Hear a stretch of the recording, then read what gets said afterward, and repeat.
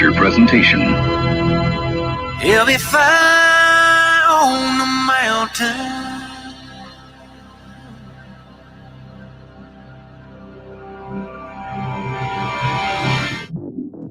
JB and Darren on the JB and Goldwater Show. Line drive right field, base hit. South Carolina wins the College World Series. Watson, touchdown. Hunter Renfro. Got it, and it's all over. Coastal Carolina rules the roost. They win the championship. And South Carolina has won the national championship. The Citadel baseball team has done it again, but this time the Bulldogs beat one of the top teams in the country. They are giant killers. Get the ball to Bennett. He does.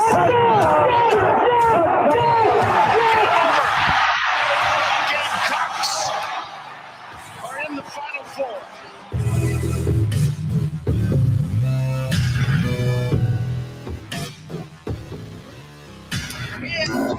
All right, greetings and a good Tuesday afternoon, and welcome aboard the JB and Goldwater Show, live, loud, and online, and driven by our friends and yours at Stokes Volkswagen. Find them at stokesvw.com. Find us on the JB and Goldwater app. You can download that. It's free in your phone. You can watch and listen to our program daily in its entirety, and you can always go back and watch and listen as well anytime you might miss something we say or do around here. If you are watching to the right of the screen, that's me, JB. To the left, that's Darren Goldwater, and we're here until 2 o'clock this afternoon. Across all social media platforms, follow us there at JB and Goldwater, individually at Sports Media JB, and at Darren Goldwater. 843-321-8893 is our phone number. It is also our text line, and you can send a message to that if you're driving and you've got your phone on you and you've got something you want to say. Pop it in, and we'll pop it in, and we'll try to get your questions, comments, concerns, whatever they may be, answered and discussed right here on our program. Of course, any platform that you're in or on, watching or listening to our program, you can also send us a message through those chat rooms, and Darren will pop that into our program as well. Mike Morgan, Gene Sapakoff, they're set to join us a little bit later on in the program. We've got plenty of hoops to get to from last night. Of course, tonight, Gamecocks are trying to get back to the Final Four in women's basketball. So we're going to talk about that here just a little bit. We got some baseball to get to. There are some games being played this evening that we want to tell you about, certainly. Deshaun Watson's story is growing, and there's a little bit of a twist to it as well. If you have or have not read the SI report, we're going to get to that in just a little while. How about scheduling in SEC football? That could change. We'll get to that in just a little while as well. And I got to give a shout out to Josh Kendall with theathletic.com for doing a lot of research and ranking every SEC football hire since the league became 12 teams in 1992.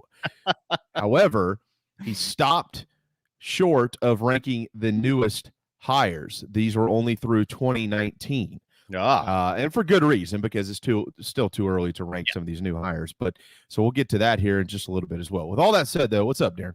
Hey, like I said yesterday, I'm excited because now we're one day closer to opening day. 2 days from now is opening day. It's like it's a holiday for me. So I'll be on the show, but it's still a holiday for me. It's opening day in 2 days.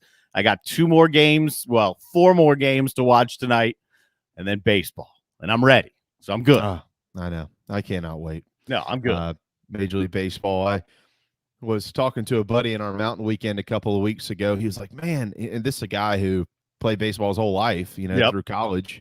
And he's like, I can't do it. For whatever reason, the last few years, I just haven't been able to sit down and watch a game. I said, really? Not me. I have no problem sitting down. I could watch baseball from the time I wake up till when I fall asleep at night. So and last year we didn't get it. We got this abbreviated season. It was supposed to be the Nationals celebrating their World Series. That never really even happened. Right. It didn't feel real. So I'm ready. I'm not just ready. I need a good season of baseball, and it's coming in the day.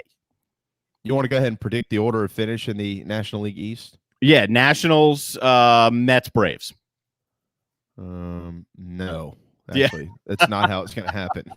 And then the Phillies, and then the Marlins. No, it's the Braves, and then who cares after that? Yeah, okay. I'm just letting you know. You'll be looking up. Hey, look, man, the Braves have won 3 in a row in the East. It's hard to discount them from winning the division. I didn't say the World Series. I just said, winning the division. But we'll see. We'll see. 2 days. Corey will join us on opening day. Certainly looking forward to that.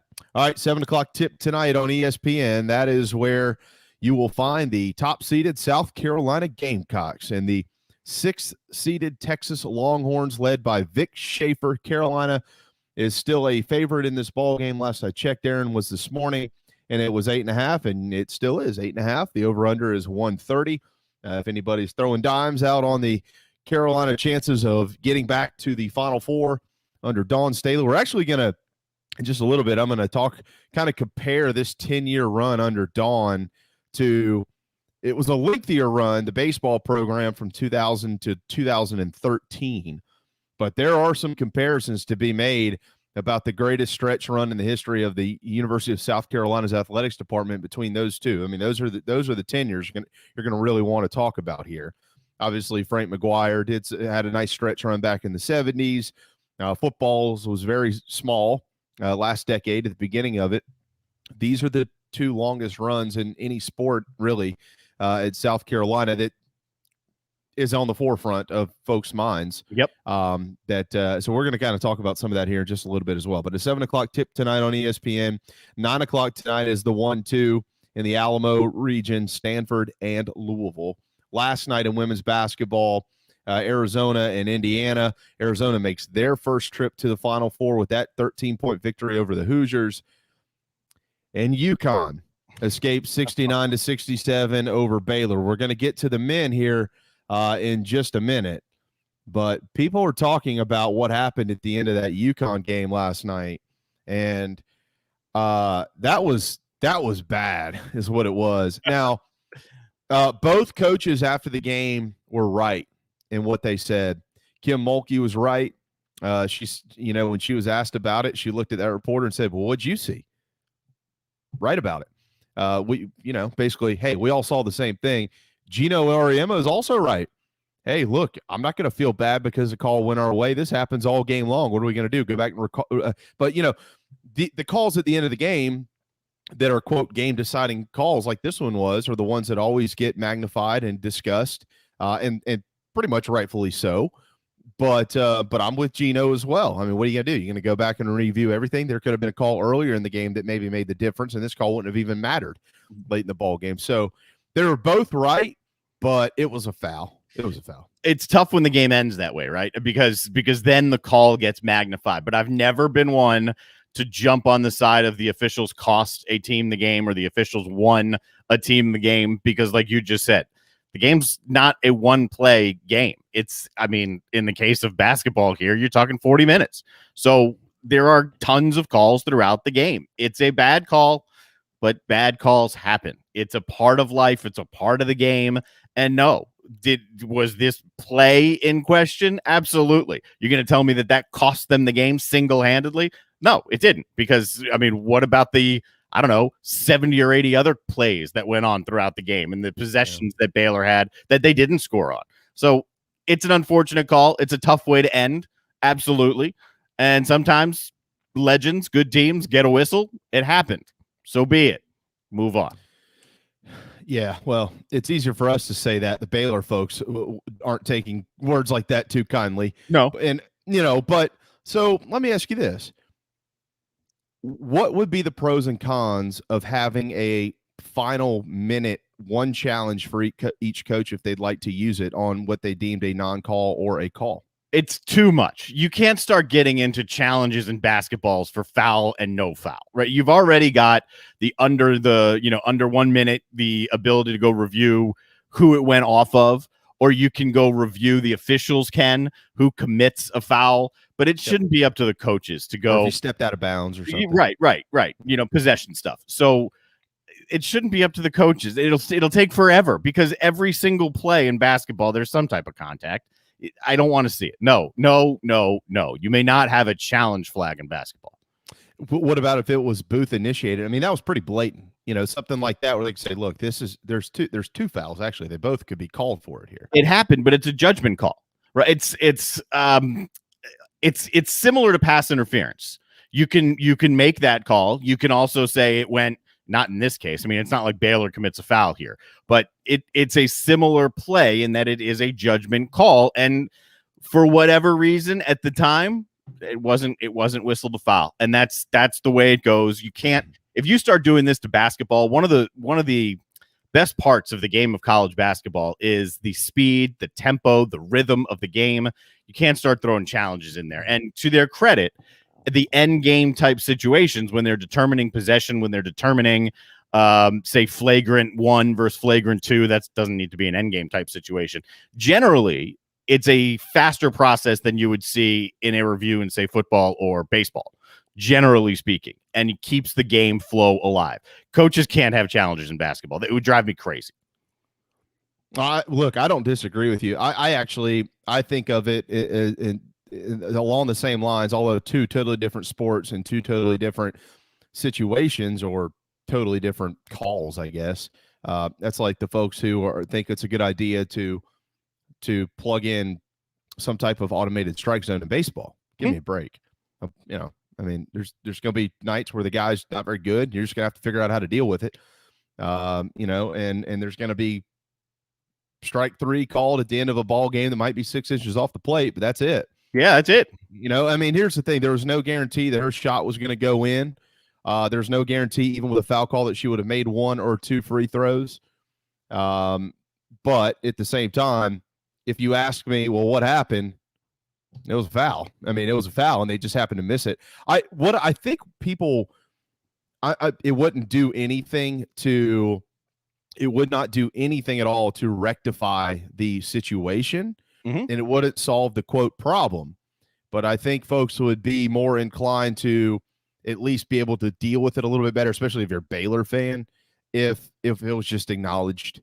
If the NCAA just acknowledged it, say, yeah, that's unfortunately that's a foul, but it's their job to call it on the floor, and they didn't call it. It was up to them.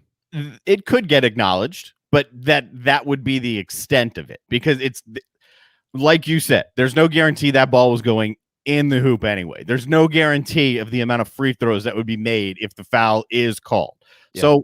So yeah, can you acknowledge probably should have had a whistle there? Sure. It's not going to make anybody any happier. And I feel this. I feel the same way in football. I know football fans get crazy, and rightfully so, over good, bad calls, generally bad calls. But I never side on the fence or the side of the fence of you lost a game because of the officials. You didn't. It's your job to adjust. And now here it's one call. It's the end of the game. I understand the magnifying of the event because of the situation. But I can't side that way. I never have. I never will. Yeah, it's sports is what it is. Like Gino Orama said last night, that's sports, and that's why we all love it. And if computers were able to dictate every outcome of every ball game, we wouldn't, I don't think, care as much. But tough luck, tough break last night for Baylor. It is over. UConn heads to the Final Four. It is their 13th straight Final Four for the Huskies as well, which is just remarkable. South Carolina is going to try to go for the 3rd time in their program's history tonight, although many will argue it would basically be the 4th because last year there was no signs of South Carolina falling short of the Final Four before the season was prematurely cut short due to COVID. And that one, again, is going to tip off tonight at 7 o'clock. Last night on the men's side of things, Darren, you had Houston. They're now headed back to the Final Four, 67-61 victory over Oregon State. That one was a slow starter. Man, I think there was 4 or 5 minutes left in the first half, and Oregon State had 12 points. I mean, it was ridiculous. Yeah. It was pretty sad, but 67-61 the final. And then Baylor last night, that one got close. Arkansas had cut it to about 4, but after that, Baylor really kind of took control of things, and it really was over. I think they were already up 8 or 10 points. They had that missed shot, and the kid came through with the windmill one-handed dunk and put them up, 10 or 12, and that pretty much ended the night for the Razorbacks, 81-72, a fine year for third-seeded Arkansas. But Baylor is going to the Final Four, so one of the Bears programs is going to be in there, and then we'll see who else makes it tonight. You've got Southern Cal and Gonzaga, UCLA, in Michigan. I'll tell you what, man, I'm starting to hear some chirping about that UCLA-Michigan game, about the fact that UCLA might be able to go in there and take care of business against the Wolverines, and this would be the second ever 11 seed in the Final Four, right? Right. It'd be following the VCU run into the Final Four when they were part of the first four. They're already the first team since VCU and the only other team, including VCU, to go from first four to the Elite Eight. So now they can make it into the Final Four and duplicate the run from VCU. Let's put this in perspective, though, with everything that went on this year, COVID, the challenges of seeding these programs, getting the right 64 or the right 68 teams in there. They played a different number of games, or a lot of these teams did, because of for cancellations and postponements and things like that. At the end of the day, though, Darren, tonight, if both Michigan and Gonzaga are able to win, 3 of the 4 seeds will be 1 seed, or 3 of the 4 Final Four teams will be 1 seeds. And then Houston would be the only 2 seeds. So you'd have 3 1 seeds and a 2 seed in there, which that's as close as you get almost to having it, spot on. You seed this thing out expecting 4 1s to get there. That's why you do it that way. And they would be pretty darn close. That's pretty magnificent. I feel like it plays out this way more times than not. The upsets happen in the first round. You see these runs into the Sweet 16 sometimes. By the time you get down to the Elite Eight and the Final Four, the best teams are left standing. You see the upsets early, and then you start to weed your way out. And then you get to the point like now, you say UCLA beats Michigan tonight. Then in hindsight, you can look back and say, well, they're probably underseeded as an 11. We undervalued the entire Pac-12. We should know that by this point, that the entire league was undervalued heading into the postseason. So if UCLA finishes this off, you then can look back and say, well, maybe they were one of the best teams that still were standing, because even though they're an 11, they've proved it with the run. Yeah, generally there's 1 or 2. I mean, we've had a couple here in the Elite Eight. Yeah, South Carolina was a 7 seed in the Final Four. I mean, we see it, but you're right. For the most part, if you want to pick your upsets in the first round or maybe even the first 2 rounds, after that, I generally try to go back for the most part to chalk. Yeah, and look, that's just how it works. The brackets that you filled out, anyone watching, the brackets you filled out throughout the years. The craziness happens in the first weekend, really. Then it starts to dwindle as you move your way through. And then if in your own bracket, you didn't pick one of the favorites to win, you probably aren't going to win your bracket. That's the challenge. People like to get all excited about picking upsets and who's going to be the Cinderella. And I've got Loyola going to the Final Four, and that becomes this cheap thing to do.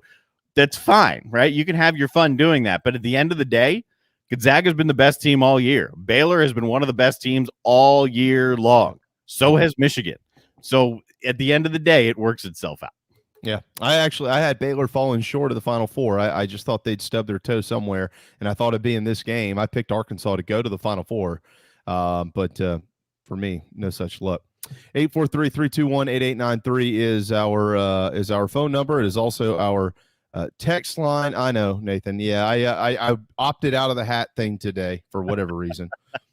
But when you look at this, so South Carolina tonight, Darren, is going to try and get to the Final Four for the 3rd time under Dawn Staley, obviously the 3rd time in their program's history. Okay, Dawn Staley, this run, this is a 10-year stretch right now that dates back to the 11-12 season when Dawn really got it going. Her first few years, it was a slow rebuild, and then all of a sudden, bam, they get into the tournament in 2012, to the 11-12 season. Since then, 8 Sweet 16s, which, again, last year, if you want to be the guy or gal that counts that one, that would have been 9 in 10 years. They've never been bounced in the first round of the tournament under Dawn Staley. 2 Final Fours. If they win tonight, that'll be 3. They've got a national championship. Obviously, if they win one this year, that'll be 2 for Dawn. 4 Elite Eights, including this year's. They've got a National Player of the Year in Asia Wilson. 5 regular season championships in the SEC. 6 Southeastern Conference tournament titles.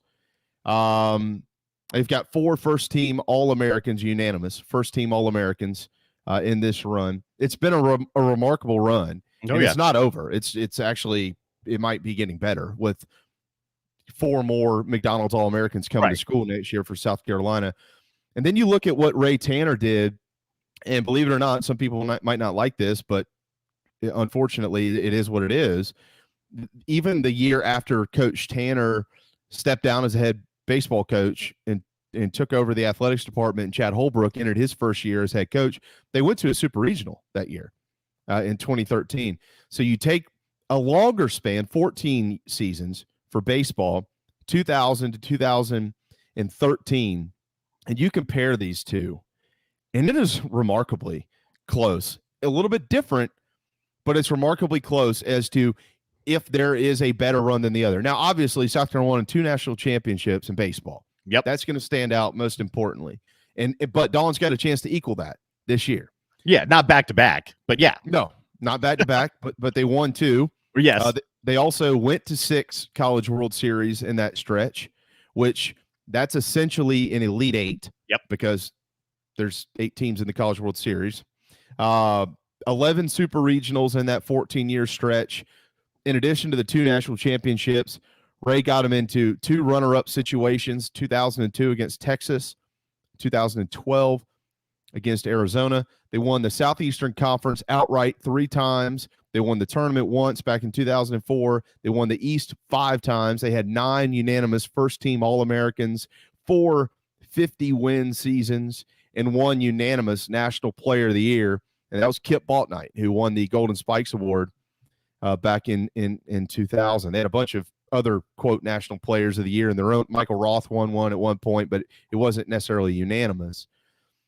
And if you ask somebody just for giggles, right, just to have the conversation, what's the better run? I'm leaning to baseball because I know how hard it is to win in baseball, and that's no discount to women's basketball. It's just what I know. And they have 2 national championships. But, dude, I mean, 6 tournament titles, 5 regular season titles for Dawn, the national championship, maybe 3 Final Fours tonight.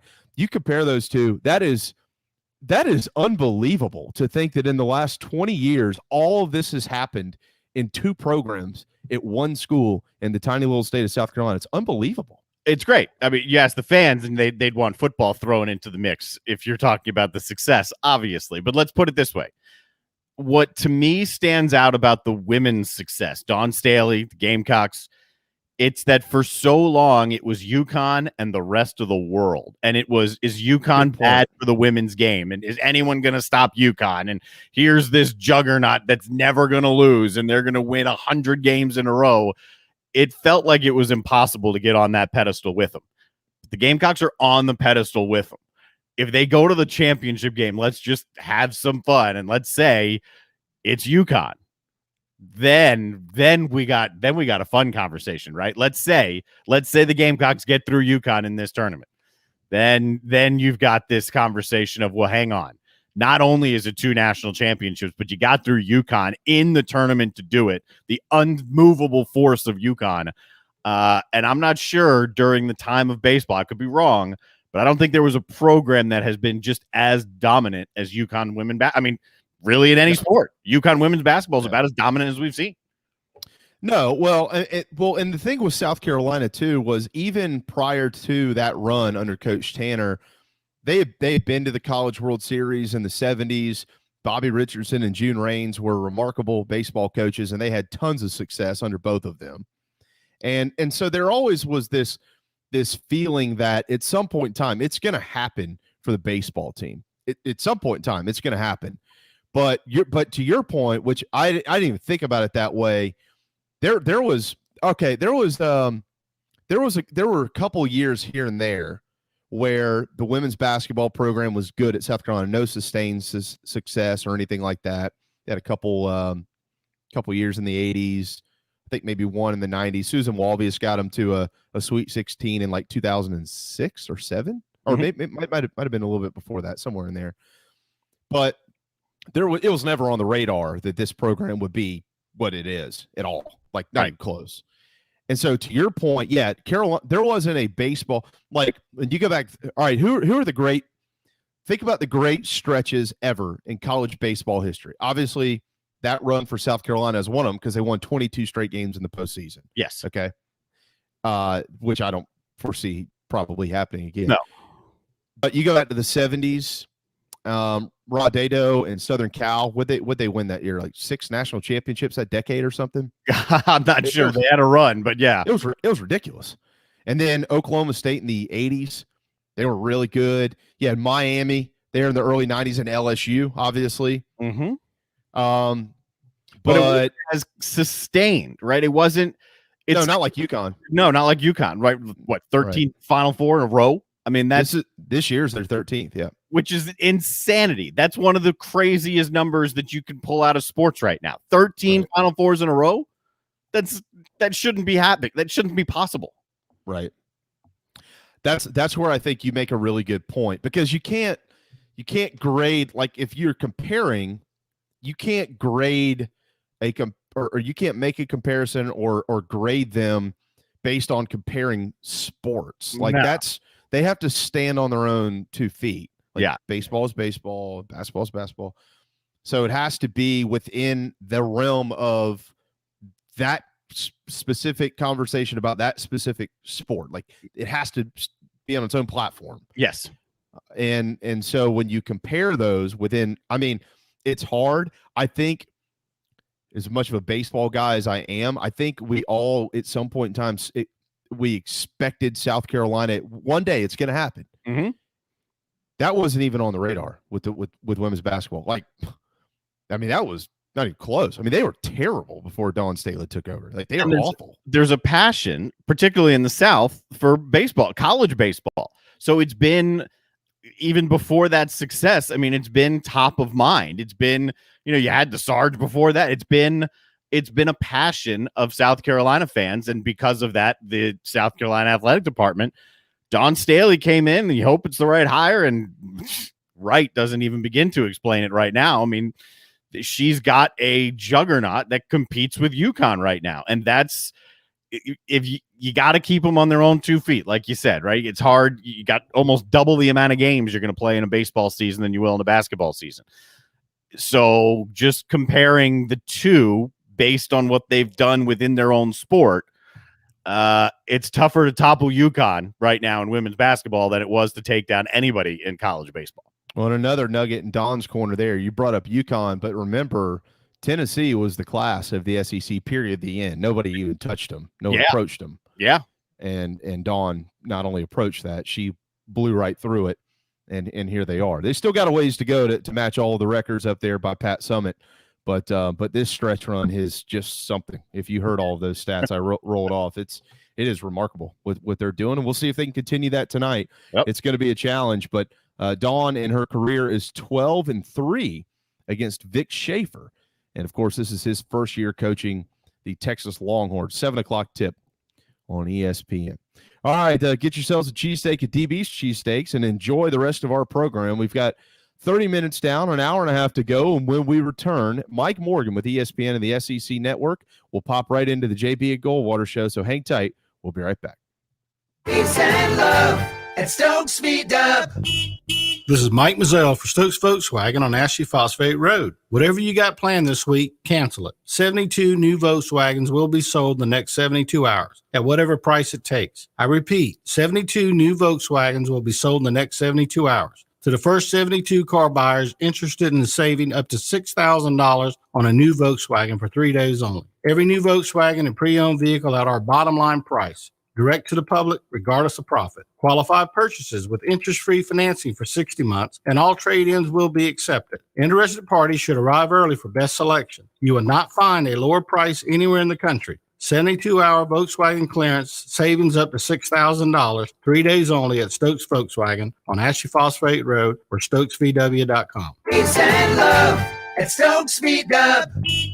$16.66 per month per thousand borrowed for 60 months at 0% APR with 0 down. Plus tax tag includes $4.99.50 administration fee subject to VCI credit approval. Expires month end. What's up, everyone? JB here. Want to tell you about my friends at McFadden Pest Control, as we do every day on our program. I love these guys. They've been in business over 40 years, and they treat our family like they've only been around for 4 days. Always doing their best work, trying to earn our business, although they know that they'll always have it. Heath and the guys take care of our quarterly, our mosquitoes, termite bonds, anything we can get them to do, they do it. They're the best. They're friends. Heath even often texts me and just asks to see how my family's doing. It's amazing. I can't say enough about McFadden Pest Control. Switch to them. You'll never have anyone else protect your home. McFaddenPestControl.com, McFaddenPestControl.com here in the Low Country. Guys, spring is finally in the air. You know what that means? Basketball in its home stretch. March Madness promotion at Dog and Ducks, 3 locations in Mount Pleasant, Bell Hall, Park West, and Clements Ferry Road. From now until the end of the tournament, $5 Sweetwater pints. That's right. Every Sweetwater, just $5 at Dog and Duck, Park West, Bell Hall, and their Clements Ferry location. Plus, baseball spring training, college baseball, spring football. It's all available at Dog and Duck's 3 locations in Mount Pleasant. Hey, South Carolina, what's going on? This is Patrick Davis, and you are listening to my friends JB and Darren on the JB and Goldwater Show. Your love lifting me higher than I've ever 12:31. Welcome back. The JB and Goldwater Show, driven by Stokes of Volkswagen, StokesVW.com. March 30th. Final couple days here in the month of March, and then it's into April we go. All right, joining us as he does now until forever on Tuesday afternoons is our friend Mike Morgan with ESPN and the SEC Network. This segment is powered by Wando Power Equipment, wandopower.com here in the Low Country. Speaking of power, one of the most powerful voices in sports, my man. What's up, brother? How you doing, guys? I like the notion of this is a lifetime contract. You know, with all the employers that I've had, I don't get the lifetime commitment typically. It doesn't work that way in this business. You're coming right out, lifetime contract. So if I lose a few miles an hour on my fastball, I'm still going to be on the JB and Goldwater show. It works both ways, right? It's not just a one-way contract. That's right.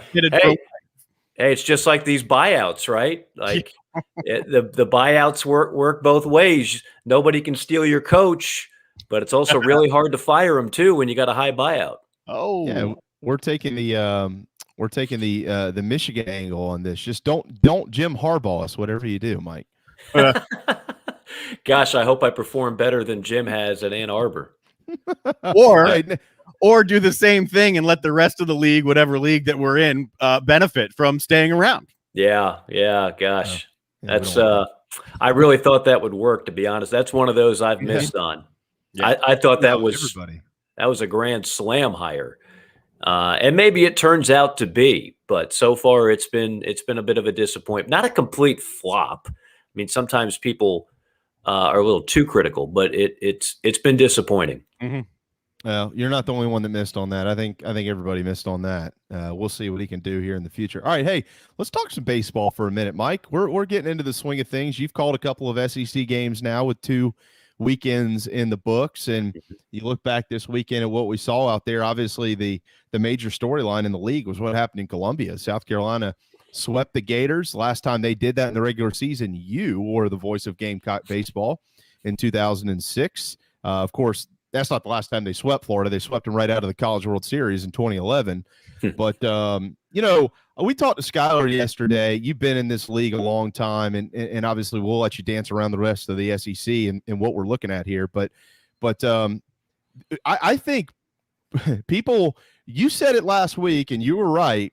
People need to circle that Sunday win against Vanderbilt. And I thought it the day that happened, too. I thought, circle this one, because it's not the fact that they just won a Sunday game and salvaged the game. They got no hit the day before, and then they came back and won the game on Sunday afternoon after being down in the ball game. And they haven't lost since, and 4 of those 5 wins are against top 5 teams named Florida and Vanderbilt. And, I don't know. Maybe Mark Kingston has a pretty good team like we all thought, and we'll see what happens. Well, I mean – they got no hit by some bum Whiter. I mean, he's never going to do that again. It's only against South Carolina's offense he's able to be a really good pitcher. And we know Texas is overrated. They're only in the top 5. So clearly the ripping of Mark Kingston was completely justified by those that chose to eviscerate him for losing those games. Now, look, in all seriousness, I absolutely thought if there's one thing that was being missed, it was how big that win against Vanderbilt. Keep in mind, too, the circumstances. They didn't just win the game. They were down 4-0. And as you mentioned, they got no hit the night before. They were in a tailspin. And so you win a game. It's like, whenever you lose 2 games to 1, I don't expect everybody to hold a parade. But you had to know, at least I from my standpoint, doing so many of those games, and for that matter, traveling with a team for 10 years. I know what it's like to get on that bus and go 8 hours after you just get swept versus winning that final game against a top 5 team in that fashion and thinking, you know what, maybe now we're due. And then they go out and win a midweek game, and it's like, okay.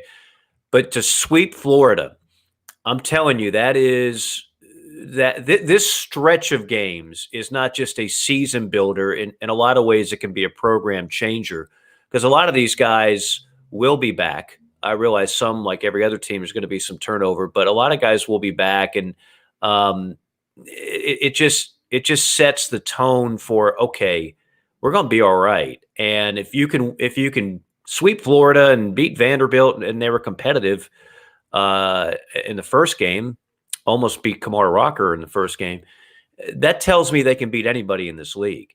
That tells me what I thought all along, going back to when I did their early game against Mercer and was on your show. And I'm like, he's finally got a roster now that can compete in the SEC. I didn't think he had that the last couple of years. So when you look at that, I don't think you can overstate it, how big that is. Florida's not going anywhere. They're very good. Vanderbilt's very good, but it's what I'm seeing up and down the lineup, what I'm seeing with the pitching staff. There's a lot to like about that team. And, I've given my thoughts on Mark Kingston for years on this show and any other. I knew Mark Kingston when he was at USF. That was a good hire that made all the sense in the world, and he is a good coach that is more than qualified.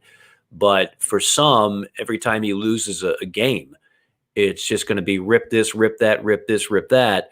I hope eventually those fans are a little bit more fair and equitable with their praise and criticism, and realize, maybe Ray Tanner knew what the heck he was doing when he hired this guy. And maybe this guy who's been a winner everywhere he's been as an assistant and as a player and as a head coach, maybe he knows something about what it takes to win in the SEC. I mean, I don't say things like that, Mike. That's too positive. You can't be a good coach and be an assistant at Team USA and stuff like that. That's impossible. When you look around the league, obviously Carolina, they got to go to Georgia this weekend. And I know if some folks look at Georgia's 2-4 conference record, don't let that fool you. It's still right. The SEC. There's still SEC arms, and Georgia's pretty good. And that's a place, Athens, Georgia, where generally Carolina doesn't have a ton of success. I know they've had some great moments there. You called one of them, but it's a tough place to play. But when you look around the rest of the league, you got Vanderbilt at 5-1, you got Ole Miss at 6-0, Arkansas at 5-1. Those aren't surprising. What is surprising based on what you've seen through the first couple of weeks? By the way, I called 2 of them in Athens. You're referring to the 5 straight home runs in a super. How about the 2002 clinching of the SEC with a Demetric Smith pinch hit single at Foley Field? Right. Yeah. Well, that was only a single. That people forget about that. Well, I'll tell you what that was. That was a ring builder. That's the ring finger. I'm not flipping you guys for it. That's the ring finger. And on that 2002 ring that says Omaha also says SEC champions, and that championship was clinched in Georgia. In fact, my buddy Chris Stewart, who does Alabama, Alabama had the inside track to win it that weekend. And I can't remember if they got swept or they lost 2 out of 3, but a combination of that and Carolina's success in Athens completely flipped it, where the Gamecocks won the SEC and Alabama didn't, and he gave me crap about that for years. And considering how the state of Alabama baseball for quite some time, you can understand why. To answer your question, Tennessee. And Tennessee is a team I have this weekend. I'm not shocked that they've been this good, but I am surprised that they've been this good. Tony Vitale has done an outstanding job. That was a moribund program that had gone through coaching cycle after coaching cycle. They had the longest drought of any SEC team in the NCAA tournament. And then they wound up snapping that a couple of years ago. And right now, is it the most talented team in this league? No, I don't even know if it's top 5, but they're winning close games. They walked off LSU in back-to-back games of a doubleheader. Who does that? No one. They swept LSU. It might have been the first time in program history, first time in forever. They're just playing. They're playing winning baseball. I'm not saying they don't have talent, but they're getting the most out of their talent. So to me, that's been the most pleasant surprise. And I would also throw Kentucky in there. You do not want to play Kentucky right now. Their lineup top to bottom is lethal, and they've got enough arms to be a real pain in the you-know-what. So I would say Tennessee and Kentucky have been pleasant stories so far. That Kentucky, it's so strange. It's like every 3 or 4 years, all of a sudden they're really, really good. And then they struggle, and then they're really, really good again. I don't know, whatever. But you're right. Well, they're 5-1. Before Minge got there, Kentucky baseball, they had the good year in 2006 when they won the SEC under Cohen. And after that, it was a lot of right? Well, now they got a brand new ballpark, which is really, really nice. And Mingione, he's right for that job. Like, they've got the right guy for that job. It's always going to be disadvantages with the weather, always. Yeah. But, they're the gateway to the SEC for all those Midwestern kids, and they do play baseball in the Midwest, and there's a lot of good talent there, and Kentucky gets most of it, if not Louisville.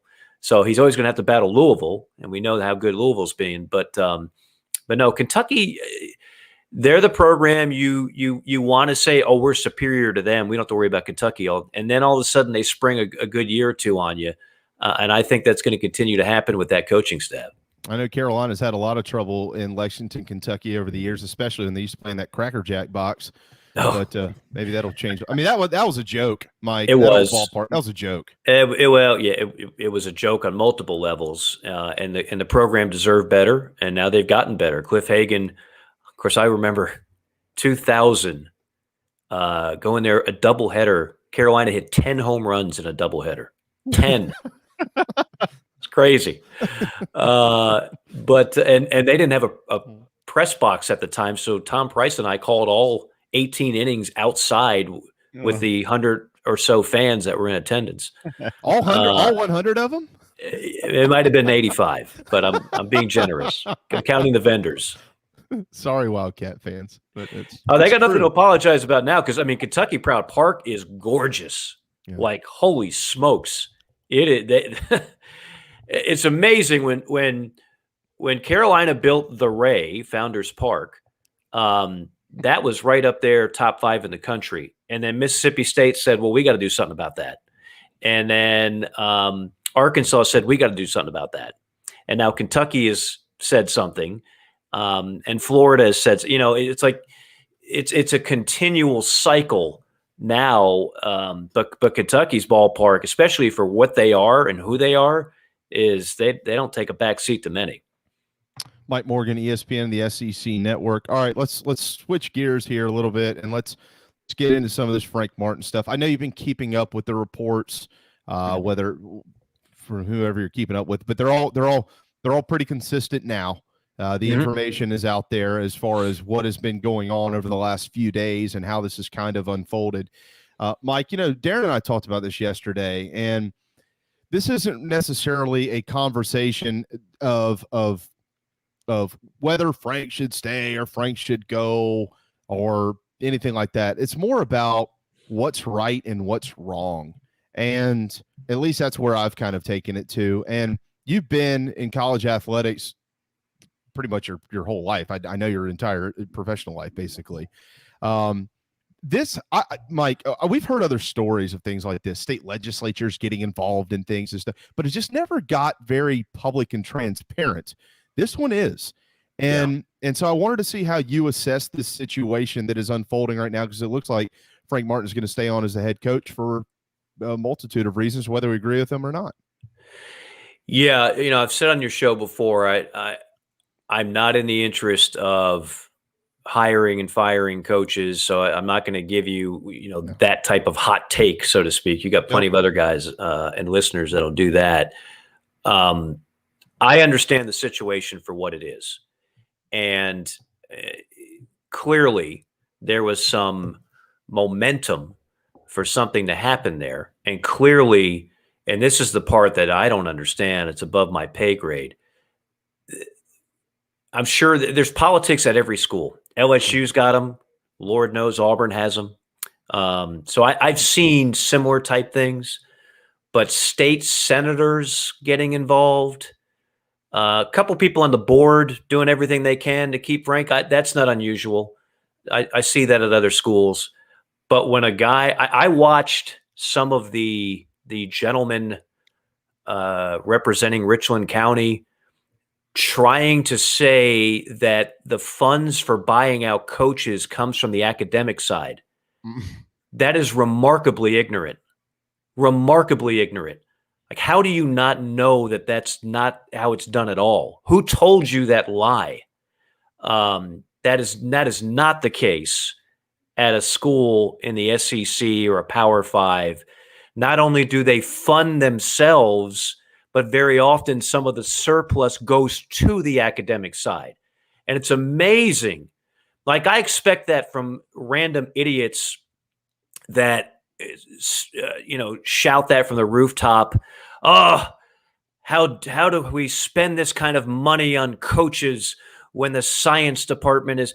Folks, athletic department money is funded by athletics. It's not tax dollars. And it's not academic dollars. Get out of that bubble of disinformation and find some accurate information. So when I saw that, I was like, wow. So, the rest is the rest. You got obviously some people that are in Frank's camp, and you got other people that are like, one tournament in 9 years, time to move on. So that's the number one thing that concerns me, because I have no dog in the fight. I like Frank personally. I've let that be known. That doesn't mean I think it's necessarily, it's going to work out where he's going to be there for 15 years. I understand the criticism on both sides, but when I hear something like that from an elected official that's lecturing the school president on buyouts and not knowing that buyouts are paid for. All these buyouts you hear about, they're all paid for by the schools, whether it's donors, athletic budgets. It's not tax dollars and it's not university dollars. That's number one. And then I hear things like, well, why does he have a $6 million buy? Find me a Final Four coach in a Power 5 league that doesn't have a buyout in that ballpark. Yep. And could you imagine if you lost him to another school after he had the best year in the history of the program? That's what you have to pay. This is big boy athletics. This is not 1995. I mean, seriously, like I hear some things and I just wonder where are they getting information from? So I've just, that's what's bothered me more than anything else is just some of the inaccuracy of the information that's gone out there about certain things. A lot of agendas out there, a lot of political agendas out there. And that all got tied into this whole thing regarding whether or not Frank was going to be back for a 10th year. Who looks better or worse here in this whole mess? I mean, is it the athletic department? Is it the state legislature? I mean, what? It ain't the same legislature. The whole thing's a mess. Well, look, I mean, the athletic department did what athletic departments do. If you believe the reports, and I'm not claiming to have inside information, but if you believe every report out there, from Phil Kornblut to thebigspur.com to TV reports, I know you've had Mike Uve on this. I mean, everybody who's covering that has reported the following. The president and the AD were ready to move on. They were prepared to pay the buyout, as every other school does. I mean, Indiana just paid $10 million to fire a guy that didn't win a damn thing in Bloomington. And they were ready to move on and hire a new coach. And then all of a sudden, you have this wave of people that are going to do everything in their power to make that not happen. So I don't know how you could be critical of South Carolina's athletic department or school president when they were doing what they normally do, what people in those positions do across the country. I don't think they hit the wrong button.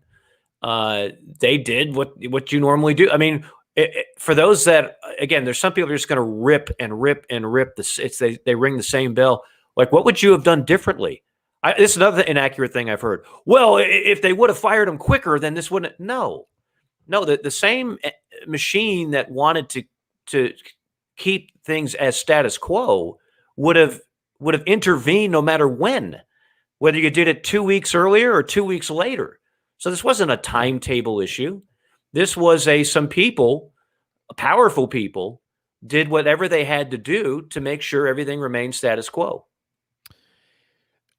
I don't know if there's a specific example to compare this to at all, Mike. I've been kind of racking my head. It's what I mentioned at the top of this part of our segment here, is that this is not unusual for state politics to get involved, but it's generally not as public and transparent as this is. But is there a reference point that you can go back to in your mind as to how things like this generally work out? I mean, if you think about the future dynamic of the program, you've got members of the administration who don't want the head coach. You've got the head coach who knows that. Of course, he's being paid to do a job. Players see this. They know what's going on. I'm sure they're worried about their futures, whether Frank's there for 1 year or they don't know, 2 years, whatever. How do you think this plays out? Sticky. Look, if you took all of this out of the equation, one thing that would remain true no matter what, if none of this ever happened, fans are going to boo mercilessly if it's not a successful season. And they're going to perhaps change their mind if it's a good season and they get back to the tournament. And I've said on your show and any other a number of times, the way fans evaluate college basketball coaches is really simple, much more simple than it is in football. Okay. SIDs and other people come up with pretty stats, 20-win seasons. We saw that in the Dave Odom era. Finished second in the Eastern Division, or in this case, we don't have divisions anymore. You can come up, you can dress it up however you want. Here's what fans care about. Come March, when they turn on that TV and watch the 68 teams in there, are you one of them? Mm-hmm. And then once you get there, how do you do? Everything else is just window dressing. So that's what they're going to look at. And some have more of an appetite for being consistently there. The age-old debate: how often should South Carolina be in the tournament? I've said 2 out of 5 years is a realistic, so that's 4 out of 10. But everybody has a different opinion on that, and that's fine. So, but that's going to be the overwhelming thing. But there's no question. I mean, when the dust settles and people look how all this went down, I mean, I think if you were on the fence before, you're no longer. You are either all in on keeping it as is, or you are never more fired up about something being different. And the only way that's going to change is if next year is a successful season. Yep. Mike Morgan, ESPN and the SEC Network. Couple minutes left. I want to hit you with one more quick topic here. I can't remember exactly who tweeted this. I retweeted it earlier this morning, and now I've forgotten, Mike. But it was tweeted. It was somebody, I think, in the yellow. There it is. Matt Wyatt. Do you know Matt Wyatt? I know him. Yeah, Mississippi State. Yeah. I'm actually doing their spring game in a couple weeks. Oh, okay. Well, there you go. You and Matt go have a beer. He does good work. He does good work over there in Starkville. He tweeted yesterday, Mike, that he is hearing the SEC will likely have a new football scheduling model / rotation. Of course, this is the funny part. Sometime within the next 5 years. So everybody stay on the edge of your seats. By then, we're going to have a Frank Martin decision, too. Yeah, we'll Look see at what that. comes Goldberg first. for the win. He's been sitting on that line the whole show, and you just threw it up there for him. Oh man, he's the 6th in a row from the 2006 Athens Super Regional. Well done. He went on to say, unclear if it will involve a reshuffling of divisions, but it will create more frequent rotation among all league schools. The last time we went through this, Mike, one of the problems was Tennessee and Alabama didn't want to give up their series, and I think LSU and Florida, and maybe that was it. Georgia and Auburn.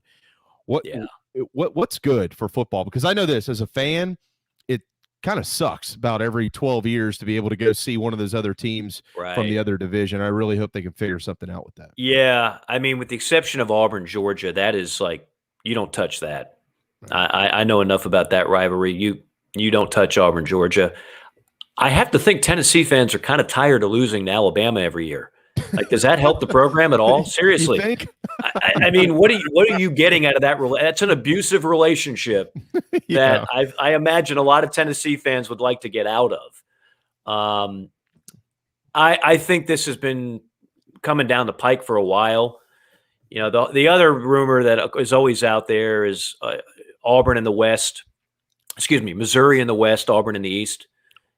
Geographically, some people would look at that and say, well, yeah. And then obviously you'd still keep Auburn, Alabama. So you might lose Auburn, Georgia then. So that's where everything gets kind of sticky. But I'm with you. I'd like to see certain matchups more than once out of every 12 years. Yeah. So from that standpoint, I'm all for seeing that thing tweaked a little bit. Why don't they just go to 9 league games? We just saw 10. Why don't they just go to 9? You think that hasn't been brought up? Let me play devil's advocate. You're one of the 14 coach. Jamie Bradford just got hired as the new head coach of Mississippi State. I think Starkville would look good on you, Jamie. Thank you. And so you're looking at that schedule every year, and then somebody says, "Hey, there's a thing on the agenda. Do we want to add another conference game and make it 9?" And Jamie Bradford's on the hot seat the last 3 years. What's he going to vote for? Yeah, probably not. No, keep it at 8. So there's the answer to your question. That's why we're at 8. Okay, problem That's solved. it. The fans want 9. We all know that. The fans have always wanted 9. Well, and so does Saban. Yeah, well, Nick doesn't have the problems that your average coach does. So yes, is the problem. 13 out of 14 coaches don't see it the way Saban does. That's right. Yeah, like Darren said, he is the problem. Yeah. He's the problem that everybody doesn't Well, want. Walter White in Breaking Bad, I am the danger. That's what Nick Saban could say. That's right. Yeah, wait, who the hell wants to rotate Alabama onto their schedule more frequently? Not me. But I mean, from the fans' perspective, I just wonder how they're I'm not saying this. It won't happen, Jamie. I'm not saying it won't happen. And financially, there's nothing bad at all that happens out of that. And for us at the SEC network, not a bad thing, believe me. I'm just saying the ADs, I think, vote on it. The ADs talk to the coaches. The coaches say, we're good with 8, thank you. And at the end of the day, the powers that be could say, well, it ain't broke, so why fix it? Like, we're getting a team every year, sometimes 2 in the playoff, so why do we need to change anything? Yeah, what you're talking about is apples and oranges. We're talking about fans wanting to see more games in the league more frequently, more teams. You're talking about the top guys. They're worried about one thing at the end of the day. How many teams do we get into the playoffs every year, and are we winning this thing? And so far, so good for the SEC. So why if it's up to the fans, we play 10 conference games. I think so. Yeah. Why not? Well, yeah. I mean, yeah. 9 or 10. I mean, seriously, if you polled 10,000 SEC fans and you said 10 conference games, what do you think? I think the majority would say yes, but they don't have to worry about the repercussions when you lose some of those extra games in conference play. Well, I think another part of this argument, though, is if they decide to expand the playoff to 8, which I think we all have a hunch that might be coming. I think so. Then you could probably go to 9 in the league. That would be the best way to justify it to the coach that's worried about his job, Right. or the program that's worried about getting screwed out of a playoff bid because he dropped that extra conference game where he was a 10-point favorite and still things happen. That could help it. That could facilitate it. I don't know if it happens before then. Right. And you'd still have the opposition to it for the exact same reason. Absolutely. You always will. You always will. Well, we'll keep when you're our making eyes- these kind of decisions, I don't know if coaches are the best people to actually ask, because a coach is not going to give you the answer that is the best for the sport. And the coach is going to give you the answer that's the best for his survival, because that's what most of coaching is nowadays. How do you survive before you get fired? Well, if you're Dabo in the ACC, you're like, give me 12 ACC games. Heck, that'll be easier than playing non-cons. Yeah, no, but I think Dabo, he's got his sweet spot. See, you play 9 ACC games, very few of which they have to break a sweat for. Right. But to Dabo's credit, he always is on the hunt for out-of-conference marquee matchups that only help the brand of Clemson football. So they're in their sweet spot. He doesn't want to change anything. And he beats them all. More often than not. And everybody people that get all bent out of shape about playing an FCS or a weak out of conference opponent. Everybody has a couple of those. Like, who cares? The fans still enjoy going and tailgating for 3 hours and watching the game or seeing it on TV, and you get to see some players kind of grow before your eyes. And I mean, I don't think there's much bad about that, but you don't want to see your team play 4 of those. You want to see them be challenged a little bit more. 1 or 2 is fine, but not 4. That's why we bring you on. You're much smarter than we are. I don't know about that. All right, I'm just very shallow, and this is all I ever talk about. It's this, and I watch 90210 reruns. Oh, man. Hey, well, Darren made fun of me because I told him that I watched Friends. So, you and I we're in our own little boats. Yeah, but back then, Friends was hot. And, it was. And so was Jennifer Aniston growing up. Yeah, I got it. But I don't go seek it out now. No, Friends doesn't hold up for me. Seinfeld does. Yeah. Friends, I watch it now and I'm like, this is kind of stupid. Yeah. Yeah. Well, that's why I watch it, because it's stupid funny. There's no, but I'll tell you, y'all can say whatever you want. At the end of the day, nobody beats my man Tim the Toolman Taylor. Okay. Oh my goodness, we going Home Improvement. Wow, that's my boy. That's your boy. Okay. Every time. I didn't watch as much of that probably as you did. I was more Seinfeld. What were the hot comedies back then? Jeez. Fresh Prince. Yeah, I watched Friends, but I never loved it. I liked it. No, Fresh Prince. Oh, Fresh Prince. Yeah, I watched Carlton and the Gang. Yeah, absolutely. Everybody watched that. Yeah, everybody tries to do the Carlton, the dance. Yeah. I'm not doing that. I thought you might ask that, but no, I'm not going there. We could do a whole show on 90s sitcoms. I'm with you. Yeah. Well, maybe we'll do that next week. We'll do that in July. Oh, yeah, that's right. July. I always forget July's coming up. God. Yes, it will be here before you know it. Oh, yes, it will be. Darren, we got to start figuring out what to do in July. Put on your thinking cap. Take that Nationals hat off and put on your thinking cap. Now, this isn't coming off for about 70 or 80 games. You'll be out of it. You'll be out of it in the first 20. Don't worry. Going deep.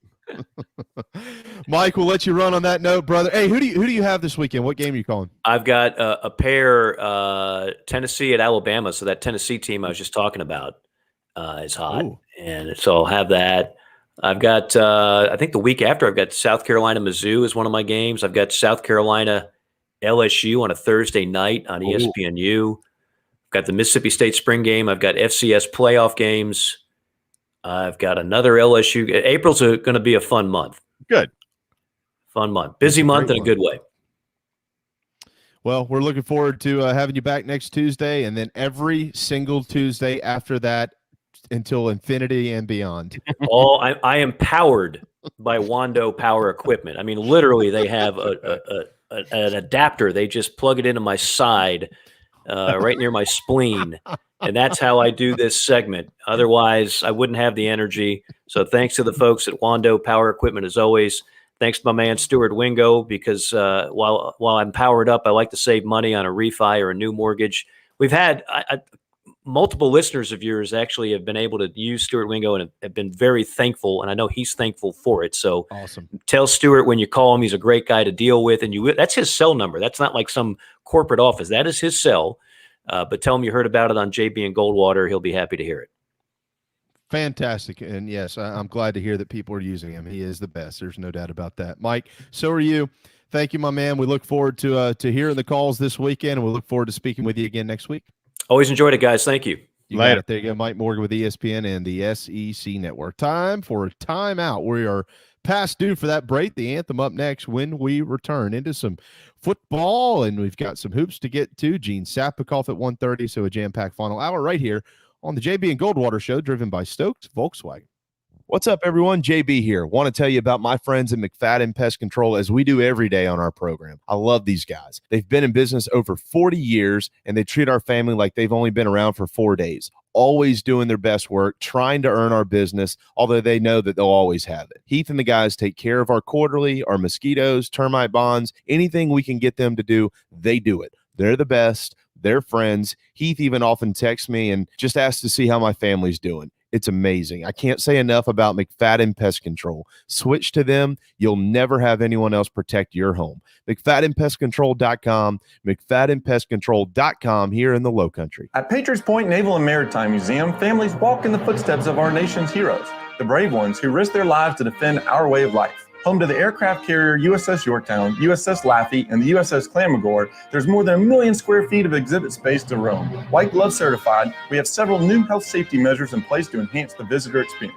Come for the day and leave feeling inspired. One of the most impressive museums in the country, located right here in Mount Pleasant. Visit patriotspoint.org for more. We'll see you soon.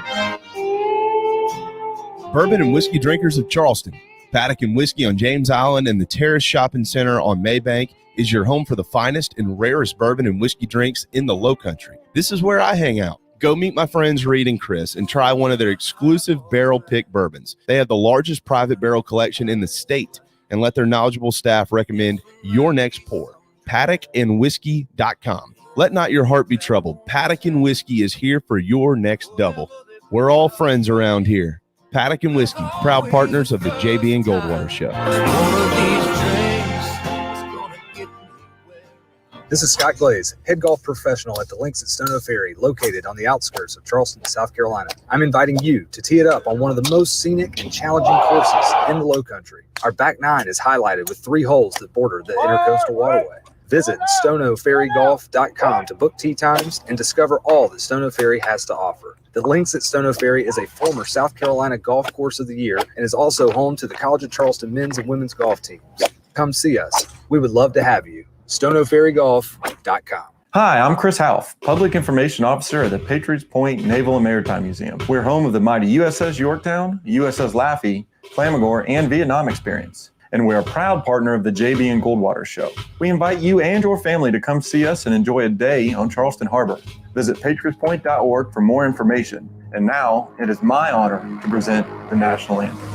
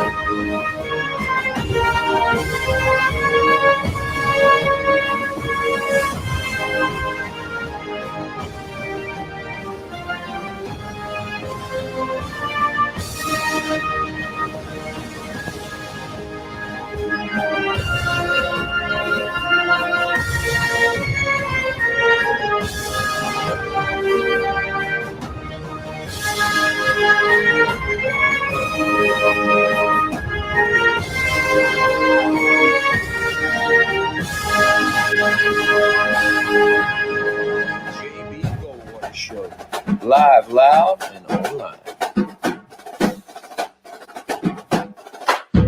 All right, final hour on this Tuesday afternoon. Welcome back to the JB and Goldwater Show, protected by McFadden Pest Control. Make sure they protect your home from the skeeters because they're coming. McFaddenPestControl.com, in business for over 40 years. Wow, in the low country. McFaddenPestControl.com for your termite bonds, your quarterly pest control treatments, and your mosquitoes as well.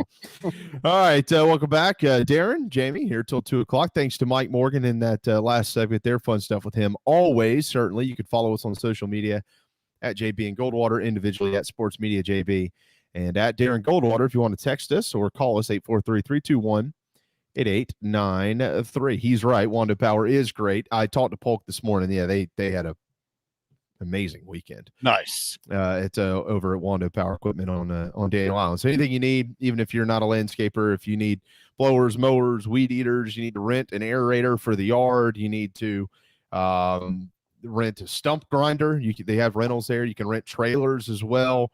You can buy them single axle, double axle, whatever it is, zero turn mowers. I mean, literally, seriously, I can sit here. I go through everything. It's ridiculous. They have everything and they can find it. And if you buy it there, they'll fix it there as well. WandoPower.com over on Daniel Island. And remember, they also have financing, and it's good financing as well. All right, Gene Sapakoff ahead at 1:30 this afternoon.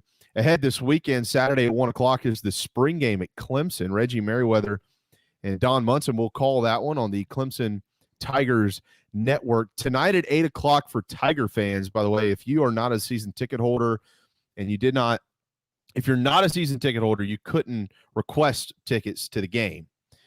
But tonight at 8 o'clock, if you are not a season ticket holder, you can purchase tickets to the ball game. They'll be $10 a piece, and they are available in the Top Deck North in Memorial Stadium. Again, the game kicks at 1 o'clock on Saturday. I think the grounds around the ballpark open around 10 a.m., and so fans will be able to purchase a total of up to 4 tickets for $10 a piece starting at 8 o'clock tonight. Head to ClemsonTigers.com so you can do that.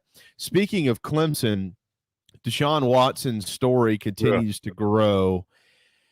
You know, Darren, I have really stood kind of on the fence with this the last couple of weeks. I think a lot of us have. You know, I'm not going to speak for you, but I think a lot of folks have. And I was actually asked about it this weekend. Somebody said, "What do you think about all that?" And I said, "Well, I think there's something there, very similar to what we said last week." I said, "I think there's something there, but I don't know that it's to the extent that it is. It just seems at this point in time a little premature for me to believe that, because I don't have truth or facts with any of this stuff. I don't know. I'm just regurgitating what we hear." But then I read the SI.com article yesterday, and this is, if for folks who have not read this, to summarize, this was a young lady whose name was omitted from the story to protect her identity, but I think she goes by Mary in the SI column.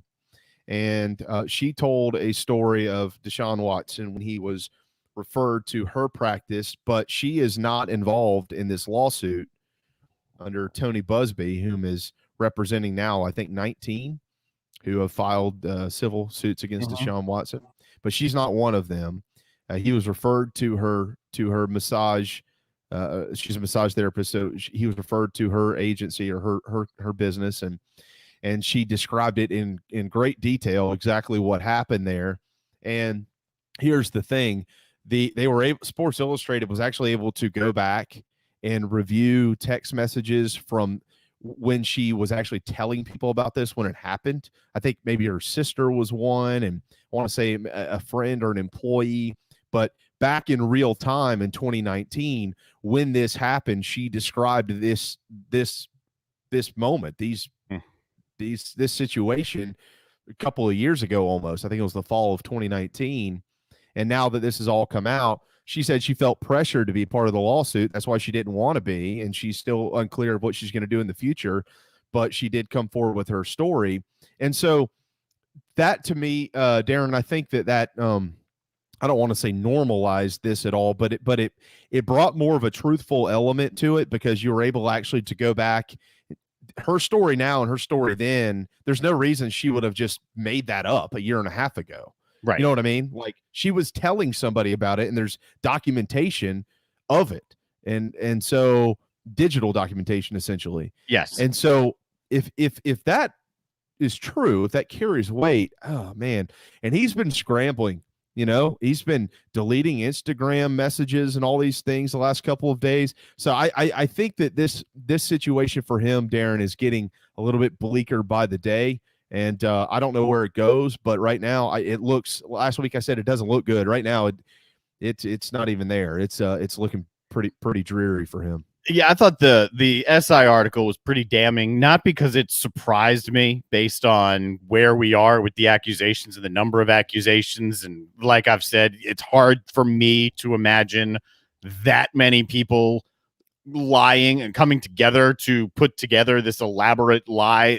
It's hard for me to imagine that. So the article itself wasn't shocking. But the fact that there's another masseuse out there, and there's probably more, who actually entertained the idea of being a part of this lawsuit and then didn't feel comfortable with, I think, some of the things she had to sign in order to be a part of this with Busby, but then speaks out about her experiences and how they are very similar, and they had messaging exchanges. I don't know I think it was Instagram direct messages between the two. He had reached out on a couple more occasions, almost unaware and possibly totally unaware that he had even had a massage from this lady whose identity is protected. There are too many things that are all lining up here. And like we've said, whichever way this goes, it's going to be a sad end to this story. And I think we're all leaning on where this thing's actually going to go right now. It's going to be one of those things that, depending on, I guess, the investigation, depending on if this thing goes to a criminal court as opposed to civil. But this isn't going to look good for Watson. It will stain his image forever. And maybe possibly significantly worse than stain. There could be a lot going on here, and it's unfortunate for everyone who's been involved. I'm not even going to say it's unfortunate for Deshaun right now, because if these things are true, then he's brought this all on himself. Yeah, well, he has. You like to try to get into the mind of Deshaun, and what are you thinking? I mean, these things. I like. Somebody just a minute ago, Tyler said, it's very disturbing, but unfortunately these things happen and we don't hear about a ton of them. And he's right. This isn't unusual. This happens a lot, unfortunately, out there. And oftentimes people make mistakes, or they're in poor judgment, or maybe it wasn't a mistake. It was something that they consciously chose to do. And then when they realized the impact of that decision, they make some changes in their life, and you move forward, and that's what happens. That's, the humane way to think about it. Mm-hmm. With Deshaun Watson, when you are, can you name an athlete maybe outside of James Harden in Houston that's bigger than Deshaun Watson? In Houston itself? You could go to the baseball guys and pick one of them, but no, Deshaun Watson's one of the faces of the NFL, let alone in Houston. That's my point. You had him and J.J. Watt, Harden, couple. My point is, Darren, it doesn't matter. Yeah, he's not the third string quarterback that nobody knows. He's Deshaun Watson, the quarterback of the Houston Texans. Mm-hmm. Like this type of behavior, especially as consistent as it was, it just wasn't going to stay quiet forever. One of the things I read into was why are these all civil lawsuits? Why is it not in a criminal lawsuit or a criminal court? And one of the reasons that was brought out in some of the articles I read, it makes a lot of sense. These women oftentimes have been through enough. They don't want to get dragged through more mud in order to have their story heard.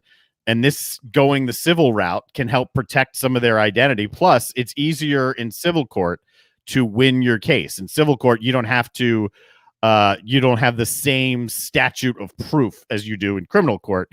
I think in civil, I think the wording is it more believable than not, or is it even believable? Whereas if it's a criminal case, then you've got a jury that says it has to be one way. So the people who were saying, well, they're hiding behind the civil thing. If it was real, there'd be more charges. That's not true. And that's kind of why I started going down that path to figure out the differences and why. And it's possible it gets to that point, but don't use that as an excuse to say, they're probably all lying and that's why they're going civil, because that's not true. I mean, the football question of this is, does Deshaun play? We mentioned this last week. I think you and I are both in agreement at this point in time. Is Deshaun Watson going to be able to play in the fall? I think we both agreed, like, it's not looking good. Yeah, and where would he play? And where, yeah. But I don't even know that that should be part of our conversation anymore. Like, who cares? Obviously, I'm trying to, again, think about this humanely. If this is something, this obviously is a trend. Mm-hmm. Now, again, is it 19? Is it 20? Is it 4 or 5? Is it 30 or 40? We actually really don't know that answer. Yep. But it does appear that there's some type of trend there. And so first and foremost for Deshaun Watson, I hope that he can, get himself together. That's number one. And then whatever impacts he's had. Look, some of these people, again, we don't know. I have no idea. I'm literally just spitting this off the hip here. Some of these people, they just want some money because it happened and now they want it and they want money. Some people don't want anything. They're just a part of this because it happened to them. They don't want it to happen to somebody else, like this lady yesterday that we read in the SI article. Some of them, maybe feel like, they want to go further with it. I don't know. But it's just hard to believe it, to where this is now that this is going to get any better at all. As a matter of fact, I think it's still going to get worse for the foreseeable future. I agree with you. It wouldn't shock me if we hear something from the NFL maybe before the draft, sooner rather than later, just so that this is off the table and kind of not something that they have to be distracted by. And that's not saying it's a distraction per se, but it is a question mark leading up to the draft, and there will be extensive coverage, obviously. So it wouldn't shock me. And the NFL, again, I brought this up before, has precedent in no criminal charges being filed, but in the personal conduct code that's part of the agreement between the players and the owners, he can be suspended. That won't surprise me if that happens before the draft, and then kind of a pending future investigation or the outcome of future investigations, because the NFL is investigating separately from what the court system is likely going to investigate. So, it's not going to end well. It just doesn't seem like that. It doesn't seem like there is an avenue for it to end well, again, unless this is just all fabricated. And to me, that it's almost impossible to wrap my eyes and arms around the fact that it's possible that it's all fabricated. It's not. To Greg's comment here, playing should be the furthest thing from Watson's mind as well. He needs to take a hard look and find himself, get himself back on a good path. and he's, Greg, you're not wrong, Greg. The issue right now with Deshaun Watson is, if you try to announce anything, I'm seeking help, all these PC public crisis type things that we see from time to time when these scenarios unfold, that's essentially admitting guilt. And I can almost guarantee you that his attorney, Rusty Hardin, has said, you don't say a word about anything. That's right. And then there's a difference too. Like in some of these reports that we've seen, Darren, like based on what I've read, some of them, he was basically he was just exposing himself. I say but just hear me out here. He was exposing himself. And then there are other reports where, some of these young ladies or ladies, whomever they were by their reports saying, well, I was basically forced to perform blank, which I'm not going to get too graphic on this show here. We do have little ears that listen to it. But so if that's the case, that could be, I would think, a criminal charge as opposed to some type of civil lawsuit. So they're going to really have to shuffle through the facts and all this type of stuff moving forward. And that's why I say I just don't know that I see this getting any better, because you're not dealing with one or two people here. You're dealing with 19, 20. I mean, there's a lot to unfold and a lot to uncover, and in a timely manner. There is no such thing as a timely manner in a case like this. Right. Now, what we do know, strictly from a playing standpoint, the NFL is a league that will also forgive. And once you have paid your time, whatever in their eyes is paying your time, you could easily find yourself back on the field. There are a lot of examples of that. Unfortunately, yes, but this is going to go for a lot longer, and I don't know if there's a resolution in the near future. I don't think that there is. Like I said, my guess is the NFL will try and do everything that they can so that Deshaun Watson is not the primary focus of the draft or a regular storyline weaved throughout the draft. And that's coming up here in a couple of weeks. So that's why I would guess, if they can, to do something from a suspension standpoint or something to move him from the headlines, because that will be another stain on the league. Yeah, well, and look, Houston, if you're Houston, business is business, and these problems are these problems, but you got to separate it. You got to figure out who your quarterback's going to be. If Deshaun Watson isn't going to be there for this or another reason, you have to be able to, you got to figure out a way to get rid of this problem. So you know what you need to do in the upcoming draft. If you need to make a move and go get a quarterback, and the draft plays into that. I mean, I'm trying to separate the two here. You've got an issue with a player, but you also have to worry about your franchise. Yeah. And they need to know what direction they're going to go in. And the time is ticking quickly on all this. And no one's going to reach out and make a trade for him. So, from a playing standpoint, he's put himself in this spot of saying, I'm never going to play in Houston again. Well, let me tell you something. You might want to hope that you play in Houston again. Yeah, no kidding. Yeah. Well, I'll be anxious to see as well under what guidelines that maybe the Texans can make a move on Deshaun Watson, whether it's via suspension without pay or something like that. There's something there, obviously, but I don't have any of that information, and any that I do, I don't deem as fact. So I don't want to necessarily put it out on our program. No, it's just, like I was saying about the suspension, it's just my assumption that they would try if there's enough there. And I don't even know if it's the Texans. It could be the NFL. If there's enough there, as soon as they can make a move, they'll make a move. It's just a matter of time. Chattanooga has made a move. They have discontinued their spring football season, Darren. They are unable to field enough players at certain positions moving forward. This past weekend, matter of fact, the head football coach of the Mocs sat 21 starters. And, we're going to talk to Gene about this in a minute, a little bit, but you have to wonder whether this whole spring deal was anywhere close to smart, because it's looking like a pretty stupid decision, to be honest with you.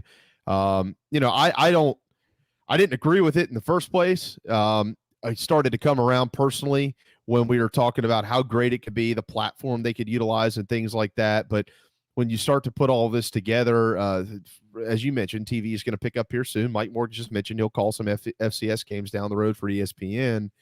But it's been buried under everything thus far. And you've got teams a couple whom have opted out. You've got players whom have opted out, and you've got to worry about players as well. They're going to play this thing over the next few weeks, and then they're going to get a couple of months off, and then bam, they're back in there for an 11-game schedule in the fall. And I know hindsight is always 20/20, and we have to remember what we were dealing with in the fall. There's a financial impact to all this. There's a health impact to all this, and they probably at the time thought they were making the right decisions. But I'll be anxious when the dust settles to see where a lot of these schools stand. Like down the road, did they lose a bunch of money to try to play football in the spring? Did they break even? Was it worth it? Did they have players opt out and then never return to the program? Did it hurt? We don't have those answers yet. But when it's just, look, all of this involved, I feel like it's been a debacle, all of it. Because it's so far removed from our eyeballs and our consciousness. And it's hard to imagine in any way that that's a success. when part of the logic was, okay, we don't understand what's happening with COVID here. You know, a lot of it was financial. I'd say most of it was financial. Then the smaller leagues unable to fund, or at least the belief that they would not be able to fund the regular testing and then push it back to the spring. But then part of it was exposure. And that's not happening at all. And Chattanooga, they've been through a lot because they had some COVID issues before this season started. There were rumblings. I think even their first game of the spring was postponed from COVID. Then there were rumblings that they were going to try and bag it all then, and then they continued and played for a little bit. This situation, I would imagine, has played out in other places. If you give the Citadel truth serum right now, what do you think they would say about their spring season? You want to continue it, or you want to just bag it? But I don't know. Yeah, they won't. I mean, they won't.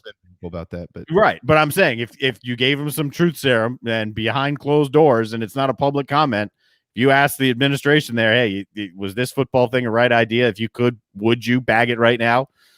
Maybe. It's a definite maybe. Yeah. I mean, you got to weigh the pros and cons. I get it. Brent Thompson even spoke on it. I think it was yesterday. He said, look, a lot of our young guys are getting in there and they're getting some great time. They're developing and stuff like that. But how does that offset itself because you're not winning any games? Yeah, right. I mean, that's great spin, right? What else is he going to say? He can't just sit up there and be negative all the time when the team can't do that. Is losing players and games. So here's the positive side. At least I'm getting some of the younger guys in, and they'll have more experience come next year. Yeah. That's the positive side, about the only one. Gene Sapakoff is generally a pretty positive side of our program, especially on Tuesday afternoons. We're going to hit a quick timeout. When we return, the Post and Courier 7-time South Carolina Sports Writer of the Year will join us right here on the JB and Goldwater Show, driven by Stokes Volkswagen. Peace and love at Stokes V-Dub. This is Mike Mazzell for Stokes Volkswagen on Ashley Phosphate Road. Whatever you got planned this week, cancel it. 72 new Volkswagens will be sold in the next 72 hours at whatever price it takes. I repeat, 72 new Volkswagens will be sold in the next 72 hours. To the first 72 car buyers interested in saving up to $6,000 on a new Volkswagen for 3 days only. Every new Volkswagen and pre-owned vehicle at our bottom line price. Direct to the public, regardless of profit. Qualified purchases with interest-free financing for 60 months, and all trade-ins will be accepted. Interested parties should arrive early for best selection. You will not find a lower price anywhere in the country. 72-hour Volkswagen clearance, savings up to $6,000, 3 days only at Stokes Volkswagen on Ashley Phosphate Road or StokesVW.com. Peace and love at Stokes V-Dub. $16.66 per month per $1,000 for 60 months at 0% APR with 0 down. Plus tax tag includes $4.99.50 administration fee subject to VCI credit approval. Expires month end. What's up, everyone? JB here. Want to tell you about my friends at McFadden Pest Control, as we do every day on our program. I love these guys. They've been in business over 40 years, and they treat our family like they've only been around for 4 days. Always doing their best work, trying to earn our business, although they know that they'll always have it. Heath and the guys take care of our quarterly, our mosquitoes, termite bonds, anything we can get them to do, they do it. They're the best. They're friends. Heath even often texts me and just asks to see how my family's doing. It's amazing. I can't say enough about McFadden Pest Control. Switch to them. You'll never have anyone else protect your home. McFaddenPestControl.com, McFaddenPestControl.com here in the Low Country. Guys, spring is finally in the air. You know what that means? Basketball in its home stretch. March Madness promotion at Dog and Ducks, 3 locations in Mount Pleasant, Bell Hall, Park West, and Clements Ferry Road. From now until the end of the tournament, $5 Sweetwater pints. That's right. Every Sweetwater, just $5 at Dog and Duck, Park West, Bell Hall, and their Clements Ferry location. Plus, baseball spring training, college baseball, spring football. It's all available at Dog and Duck's 3 locations in Mount Pleasant.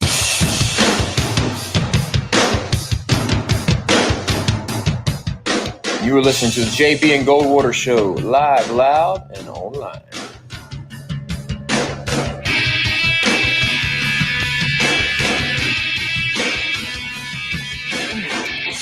Final segment on this Tuesday afternoon. Welcome back. The JB and Goldwater Show, driven by Stokes Volkswagen, StokesVW.com. Forgive me while I was in break there. I was watching last night's Atlanta Braves for the A preseason video tweet. Uh-huh. Oh. Got you all fired up. You ready to go? It got me emotional. I'm going to have to watch the rest of it after the show. I can't cry on the air. Now we have video. I'm just kidding, Darren. I of course, love the video. But, yeah, well, it got me thinking as we bring Gene Sapakoff in. This is going to be the first time since when? What year? I don't know. I'm asking the answer. That the Braves, no matter they're in Atlanta, Milwaukee, wherever, have played a baseball season without Hank Aaron alive. Hank Aaron, of course, has passed, and this is the first time. And however many years he was in the organization or part of it for decades. I don't even know. Gene, you were probably in high school then when he first started playing. When was that? When Hank Aaron first started playing, yeah, I was 34 years old. I remember it. But yeah, I think that was in '54. And I'm so old that I have kids that are actually older than me. But yeah. But anyway. You think about that I'm for a second. Before something like that. No, he was drafted before that. So, and as far as being in the Milwaukee Braves organization, yeah, that's a good point. It goes way back. Yeah, he 1954 was his first year with the Milwaukee Braves, and of course he had those two years at the very end. Minors, I know Eau Claire, Wisconsin. Yeah.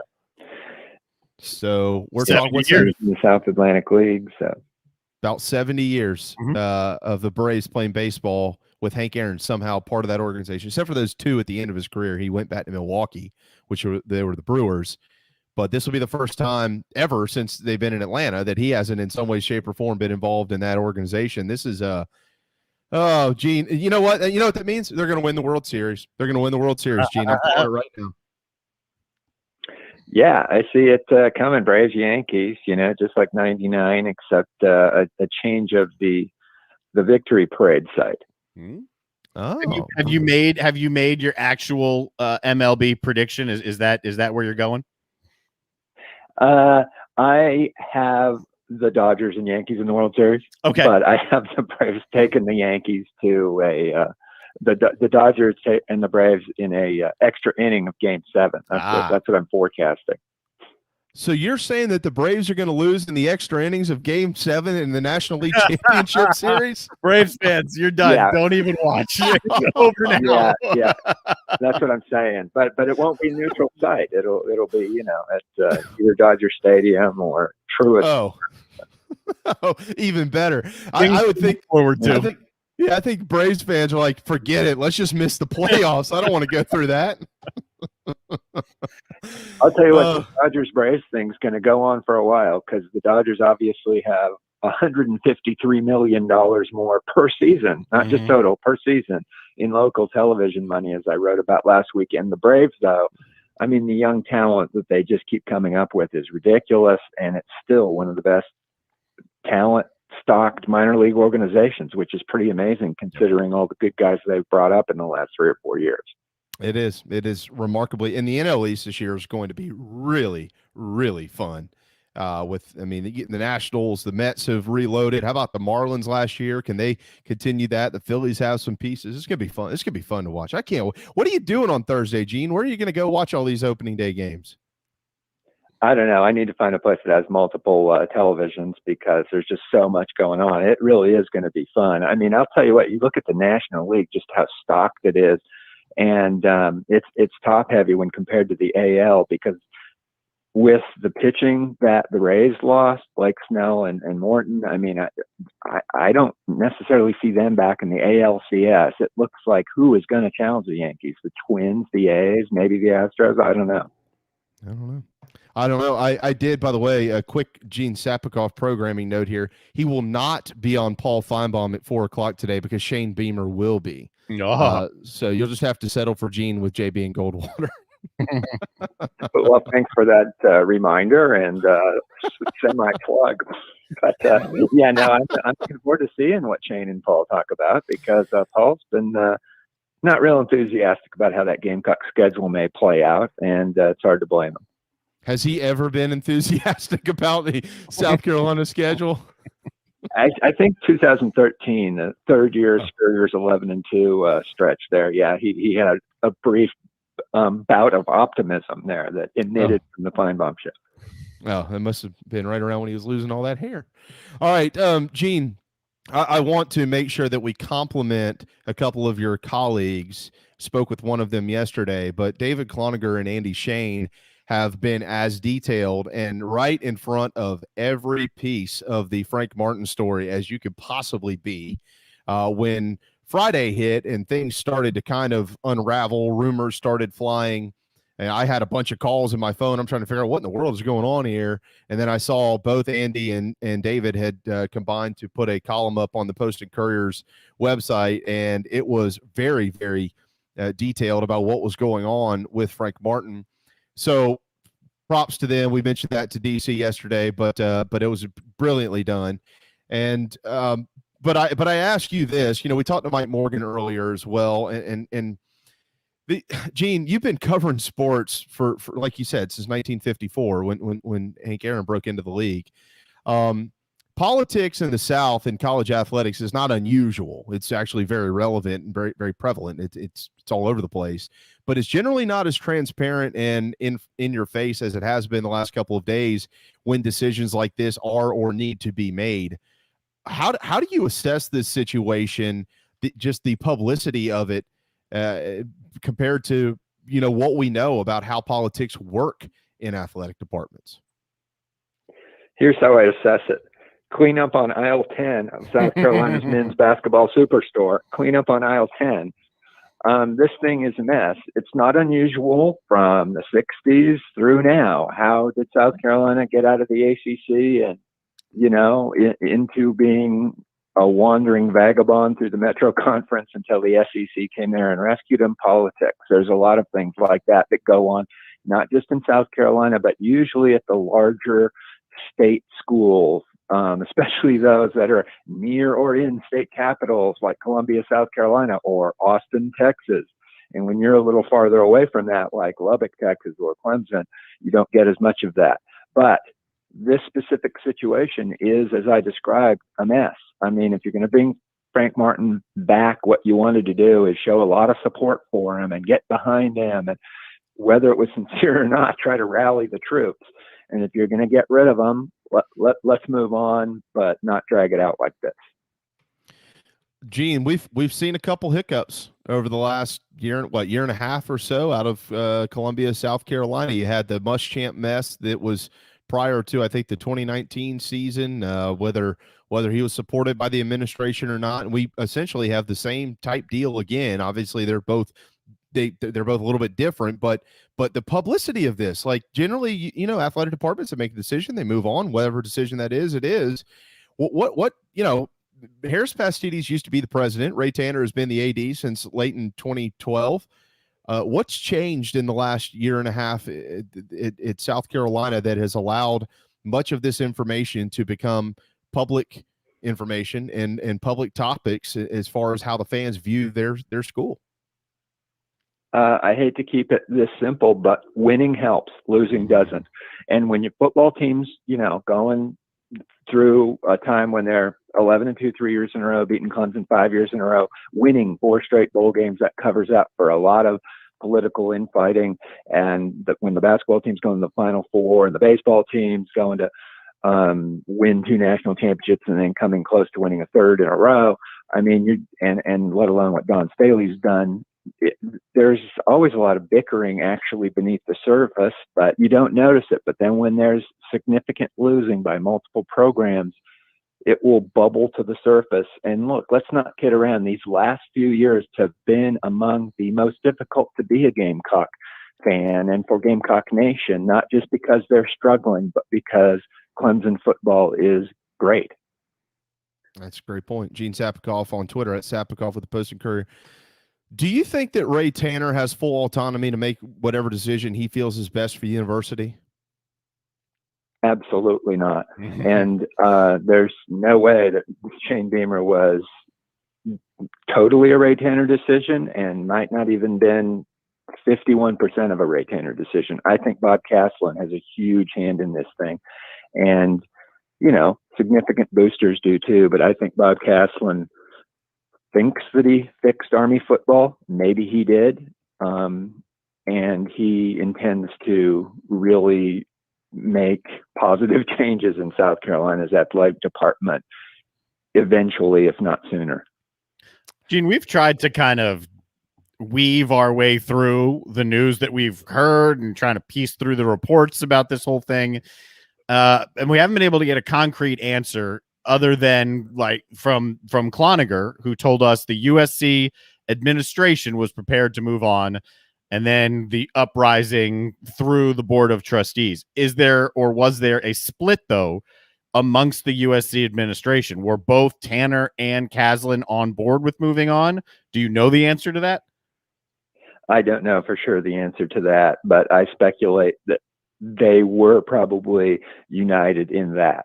I'm sure they kicked a lot of things around, but it appears from the reporting done by David Cloninger and Andy Shane that that is the case, that they were together, that is. Yeah. How should... Now, I'm not saying how they got there. I mean, of course, there's going to be quibbling to how you get to the final decision, but ultimately, I think they did get there. You know, there's like every school, there are thousands of fans who give a lot of money and time and effort every year into building this athletics department, supporting it, whether it's $100, $500, $5,000, whatever it is. But you know, people are frustrated, Gene, and people just want to know. They want things to be cleaned up. They want answers. How do you think fans should interpret these last few days of this, whether the decision's final or not, I don't know, but this decision, these different occurrences, the whole entire situation, how should they interpret their athletics department based on what they've seen and heard?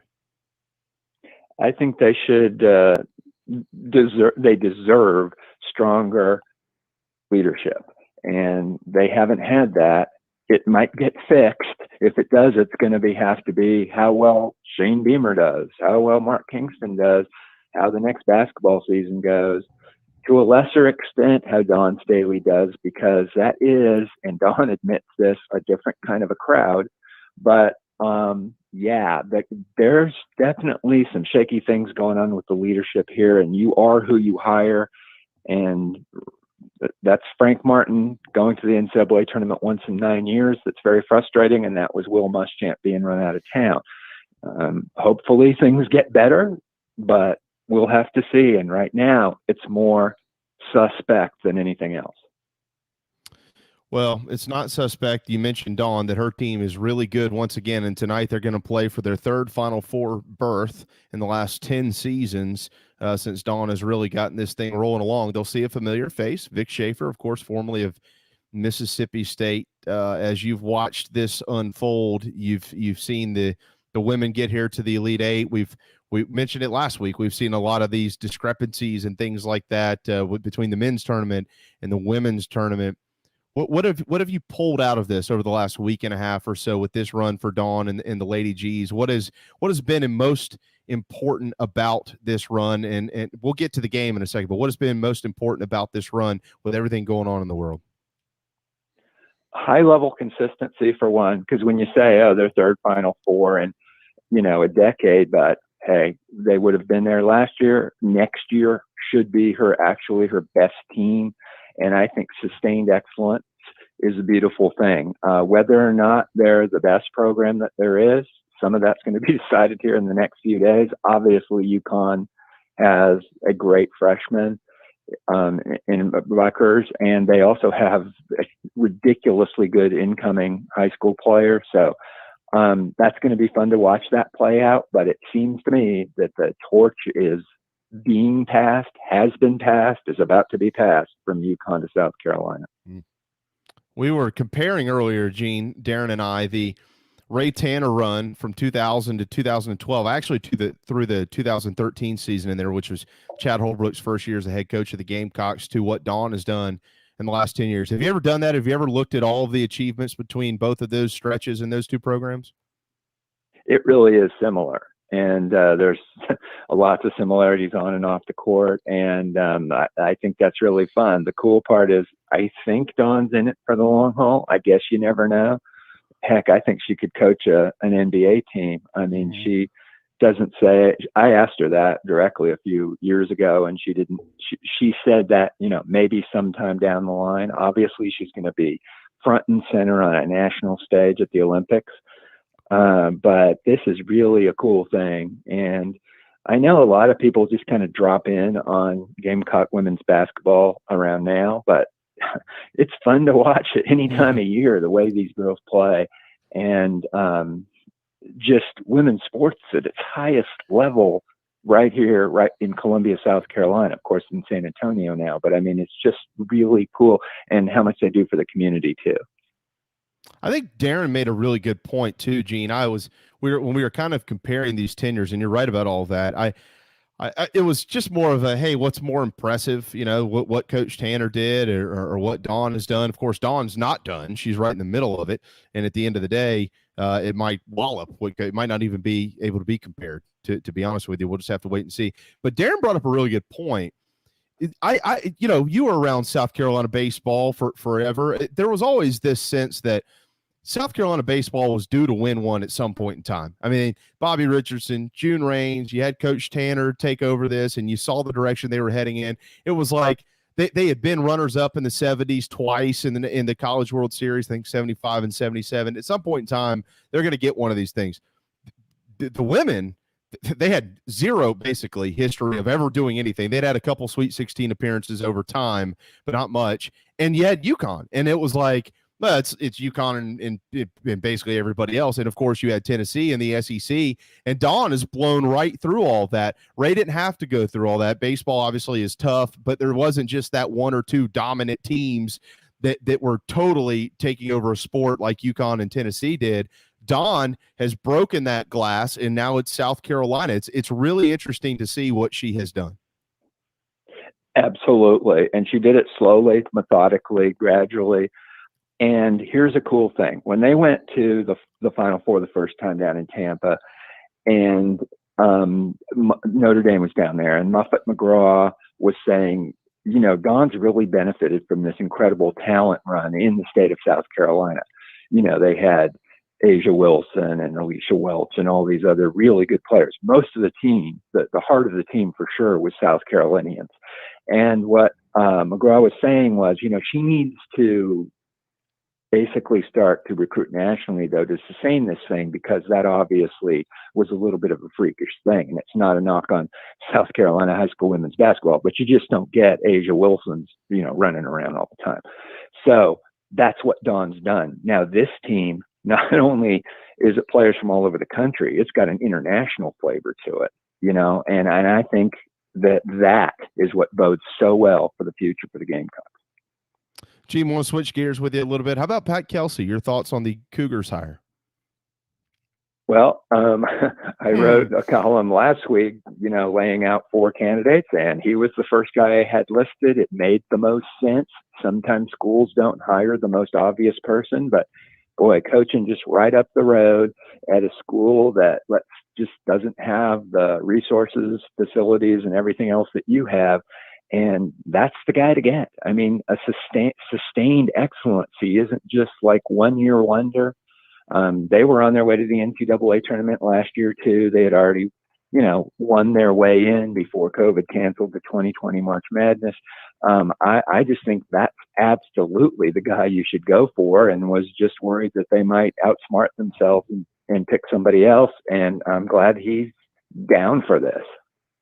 Are they comfortable in that role, Gene? I mean, the thought process, right? I mean, if we're all thinking about this, I don't want to say logically, but just based on how the system kind of works. I mean, this isn't a job that you take forever. I mean, this is a let me do really well, and then you take the next gig. Is that where the College of Charleston is comfortable? Hey, look, we're hiring this guy in the hopes that we get him for 3 or 4 years, maybe make a tournament run or 2, and then we're probably gonna have to make another hire. I'm so glad they're comfortable, because so many schools at any level, from College of Charleston basketball to, Clemson or South Carolina football, talk themselves out by saying, oh, this guy's, going to do well here and then leave. And I always say, especially for a program that's struggling or hasn't been that good, Earl Grant did well, but let's face it, one NCAA tournament run since 1999 isn't good enough for Cougar Nation. They want more than that. And so if you're going to say, oh, he might do really well and then leave, isn't that just one hell of a problem to have? Oh, he just did too well. Darn. And then think about if he can put together the run that Cougar fans would expect, an NCAA tournament trip 8 every 10 years. But if he can be successful, then imagine the next coach you're getting if he jumps. Or exactly, that's so well put, Darren. Plus whatever's in place. I mean, whatever's in place now, imagine it could grow. Maybe he doesn't leave. Maybe he loves it. Maybe he falls in love and he could turn it into Gonzaga, like you said.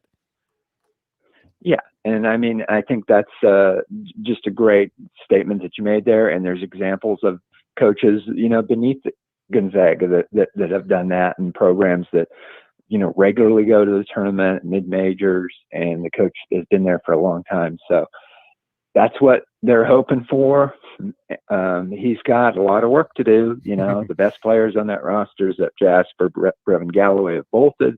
But, hey, the transfer portal can work for you too, and I think Pat Kelsey will see to that.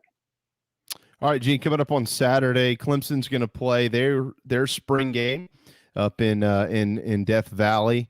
Any interesting nuggets, any storylines, anything that you're keeping an eye on for the Tigers as they try to make another run to the playoffs coming up here in the fall? It's going to be hard to tell from the spring game. They're going to want to beat people up, but I'm concerned about that Clemson running back situation, and it might not show itself even during the regular season or early. And one of the reasons is that DJ Uyunglele runs the ball so well. He will be better at getting those 3rd and 1s, 4th and short than anybody have had since Taj Boyd, and he's way bigger than him. So, but when you get to play Ohio State, Alabama, the teams that Clemson fans want to be, you better have 1 or 2 really good running backs. And hey, I'm not saying Lynn J. Dixon can't play, or that the kid Will Shipley coming in from North Carolina isn't going to really be good. He could be, but they do not have Wayne Gallman coming back. They do not have Travis Etienne coming back. And they've had one or the other of those guys every year in the 6 years that they've been in the playoffs. And right now, this is the most, suspect group of running backs that they've had since then. I don't disagree with that. Matter of fact, I felt like anytime Davo's been asked about this group, there's been some trepidation in his voice in addressing the running back situation. But I got a feeling that Tony Elliott and CJ Spiller probably find a way to figure that out before they play their first game against Georgia in September, Gene. But, when you go back and look at spring games in the past, got about a minute left here, Deshaun and Trevor and all these great quarterbacks that have come through, do you remember how much hype was around them just going into the spring game to actually see them perform really for the first time compared to what we're about to see with DJ Uyunglele? Honestly, it was about the same. I mean, I know for Deshaun, knowing what they had coming in there, and, Taj Boyd was going to pass the baton, it was just a question of when Clemson's going to bench Cole Stout and put him in, and turned out to be during the game 2 at Florida State. But with Trevor Lawrence, absolutely was, jaw dropping every time he dropped back to pass those early spring practices, spring games, and then early games. So this will be similar, except we got the large sneak peek at Notre Dame of DJ Uyunglele just running up and down the field in Indiana. That was pretty cool.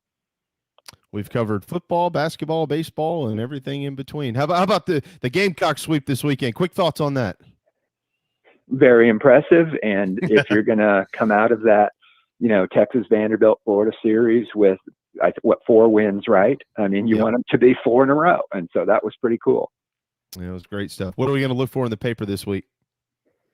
David Cloninger on site in San Antonio, Josh Needleman getting us ready for the Clemson spring game. And I'm going to be talking a lot about Gamecock men's basketball, Gamecock women's basketball, and what Shane Beamer's got going too with his spring practice. Nice.